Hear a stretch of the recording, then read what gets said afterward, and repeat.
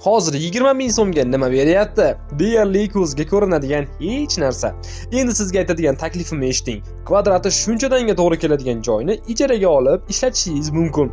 O'zi biznesingiz kengayib, mahsulot chiqsa stanok chiqsa mahsulot sig'dira olmay xunob bo'layotgandingiz. To'g'rimi? Obunachim, shuning uchun ham bizni kuzatib turing deyman-da. Sizga har tomondan moslab joylarni topib kelamiz. Endi shu yer uchun bitta like bosib qo'ying. Endi obzorni boshlayman. Shu ko'rsatadigan joyimni hozir ijaraga olib, ishingizni yo'lga qo'yib olganingizdan keyin hali bu yerdan inshaalloh shunga o'xshagan joylarni butunlay sotib oladigan daromadlar topasiz. O'zi ham 1250 kvadrat metr maydonni egallagan ekan. Pishig'ishdan qurilgan, ofis qismlari ham bor. Remont holati yaxshi. Shift balandligi 8 metr. Bemalol har qanaqa biznes turini qilsangiz bo'laveradi. Katta mashinalar kirib chiqish uchun darvozalarni shunga moslab o'rnatishgan. Ichidan temir yo'l relsi o'tgan bo'lib, poyezd ham kira olar ekan. Zo'rmi? Katta yuklarni keltirish, olib ketish muammo bo'lmas ekanda.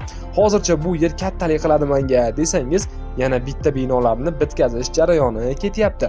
U yerning maydoni 330 kvadrat metr ekan. 15-20 kunda tugatishar ekan. Alohida narxlab olishingiz mumkin. Ijara narxiga qiziqib ketdingiz-a? Tepada aytganimdek kvadratiga 20 ming so'mdan berishar ekan. Yaxshilab o'ylab ko'ring. Ekranda egalarining nomerlarini qoldirib qo'ydik. Bemalol bog'lanib, o'zingiz u yog'ini gaplashib, kelishib olaverasiz. Manzil esa Qo'qon shahar, Bolshevik Berezi yaqinida eski Benazir sexi bor-u, o'shani oldida joylashgan.